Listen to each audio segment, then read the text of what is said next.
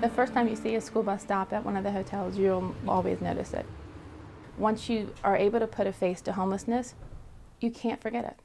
You think she like that? Yeah. Okay. Jamie Abbott has befriended homeless families who live at local hotels for close to 5 years. Her first encounter came after watching a school bus continuously stop at a motel up the street from her home. We stopped in one day and we asked the management, do you have kids here? And they said, no, there's no kids here. It was around Christmas time and one little girl poked her head out from behind a door, and all we had that year was a little green dinosaur. Sorry. And that's what we gave them. Since then, Abbott has made it her mission to help those families. She founded Hotel Kids and over the course of time has helped about 200 families. Some families live at hotels for a few weeks, others a few years. The average is anywhere from $250 to $450 a week. So once you start paying that, you're stuck.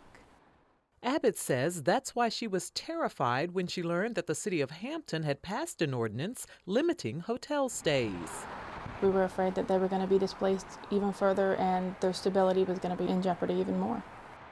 We asked Hampton Assistant City Manager Jimmy Gray the purpose behind the ordinance. He told us the goal was to reduce crime. Our housing services staff was prepared to address or assist any family that would become homeless as a result of that new ordinance. We tried to make it clear that it's not our intention to put people on the street or to close hotels, and we were prepared and are still prepared to help assist those families. The challenge is families in need of help aren't seeking it. They're completely afraid that their kids are going to be taken away by CPS, and no amount of assurance I can give them is enough. The assistant city manager agrees with Abbott that the families have nothing to fear. In fact, Abbott says social services has agreed to go hotel to hotel to reach out to those frightened families, but she knows from personal experience that gaining their trust will take time. It takes us months to find them, and it takes us additional months to get them to trust us. It's going to be very difficult to get them the help that they need. For WHRO Public Media, I'm Lisa Godley. Are there any changes planned? There are actually changes that have occurred. When I went to the Hampton location you had for the town meeting there, in my little group was Linda Curtis, and she is the vice mayor of Hampton. And through that meeting that y'all facilitated, we've actually been able to effect change in Hampton. Department of Social Services now has a whole group that has been set aside and a whole department that's been created for our homeless kids. 3 people got new positions now. As of the 6th of this month, we are now partnered with the city of Hampton. We have started going out to a hotel. We went out on the 10th and we started intaking people and we started talking to them.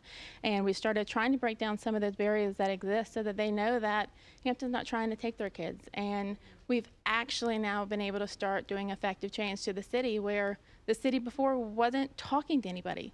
The people from the Department of Social Services did not even know that that a resource that they could get would be the transportation department in the school system. So through that meeting, we were able to sit there and connect the transportation department with social services. Now the transportation department can identify those children and social services can reach out to them and see where they are. And before that link didn't happen. It wasn't there. So if you ever thought that one person can't make a difference, here's your proof. WHRO is part of the American Graduate Let's Make It Happen initiative.